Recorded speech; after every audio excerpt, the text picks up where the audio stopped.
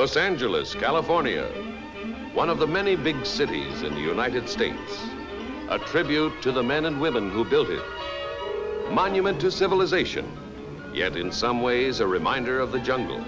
For here, in corners dark and unseen, crime breeds. As light has its shadow, cause its effect, so the poison of crime has its antidote. The modern police force. Bulwark against the ever-surging tide of lawlessness stand these men of the law. Often outnumbered, but rarely outsmarted, they face the challenge offered by the criminal. Competent, for they are well trained. Trained to defend, to protect, to guard the rights of the people they serve. Ready, for they are strong. Strong to fight back, willing to accept the risk of life as part of the job. Yes, this is the bulwark against crime, the rampart, the barrier, the police force of the city of today.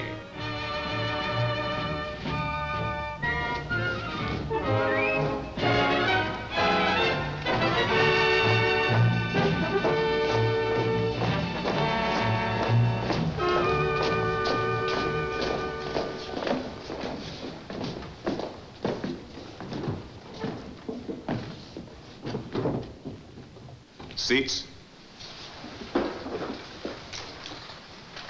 Men, as part of one of the world's finest courses in training in police work, you've gone through classes in homicide, arson, ballistics, safe and loft work, and all the other types of crime except one. And that's the trickiest one in the book. It's a dilly, all right. I mean confidence games, rackets, and bunco. But I'm not going to do the talking this time. I'm going to leave that to a man who can speak on the subject from personal experience, vast experience. A police officer who knows more about con men, swindlers, racketeers, and bunco artists than any man on the force today. Men, Captain John Braddock. Thanks, Russ. Now, first let me say that I'm glad my good friend Lieutenant Hughes gave me this opportunity to come here and talk to you. It's always good to see you fellas here at the Police Academy.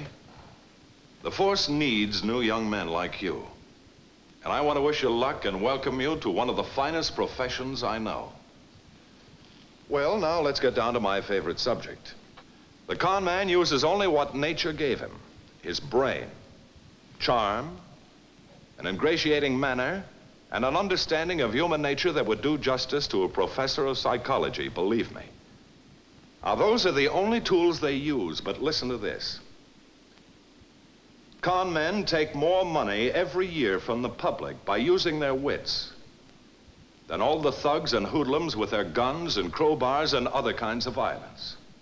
They're so clever that suckers turn over their hard-earned money freely, willingly, and even cheerfully.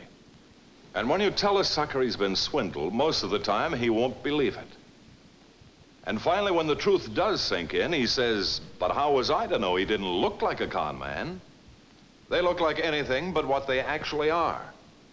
That's what makes it so tough to spot them. Now, what's the best way for me to get at the meat of this con man business? To show you exactly how it operates? Well, the best way I've found is by telling you the stories behind actual cases in my files. Cases that will take you behind the scenes and show you how these aristocrats of crime work. And their technique is fascinating, you'll see. Now, let's start off with a case that came to my attention not too long ago.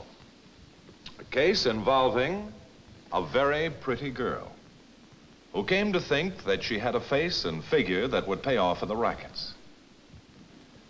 I'd like you to study the features of this glamorous young lady. She's not a movie star, nor is she a Powers model. She's not even a name. She's a number. A convicted felon now serving time at the state penitentiary for women. She also had charm, a gift for conversation, a profound understanding of the human equation. How did she land behind prison bars? That is our story for tonight. Ronnie Miles' last attempt at honest work was as a taxi dancer. Ronnie's intentions were of the highest order, but she was always meeting up with new fellows, with brand new ideas. I thought you wanted to talk. That just goes to show how wrong a guy can be.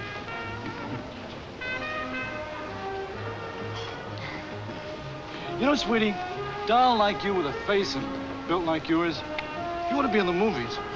You read that somewhere. No. I mean it. You ought to be in Hollywood.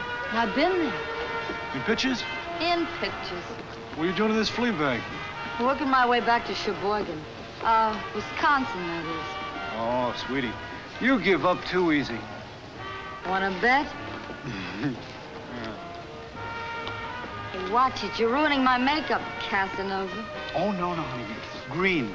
Nemo green. And that doesn't change a thing. Well, okay. Now we have our talk then. Now, you better buy yourself a hat full of tickets. Okay. Where'd I find you? Over in sporting goods. Buying a catcher's mask. Oh, that's cute.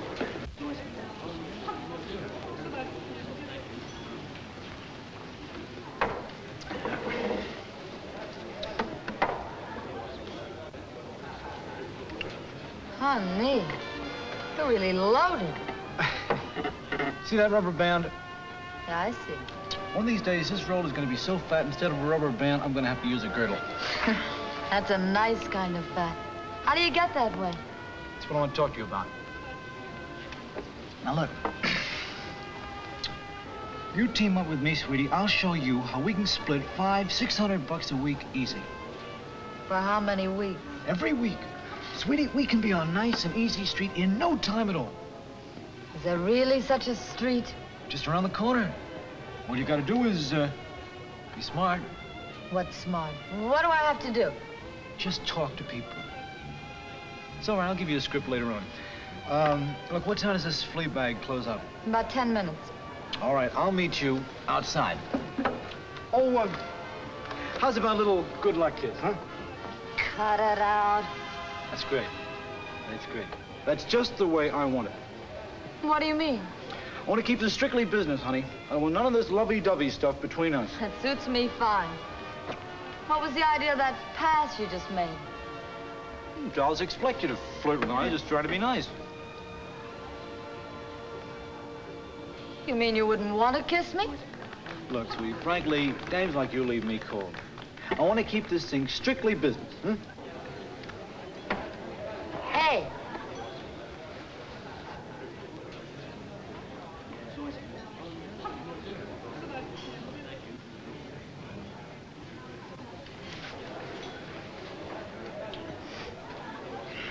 Let that be a lesson to you. Also, you have had your lesson for tonight, Tweety, too. What do you mean? In a little thing called reverse psychology. Oh, you're cute.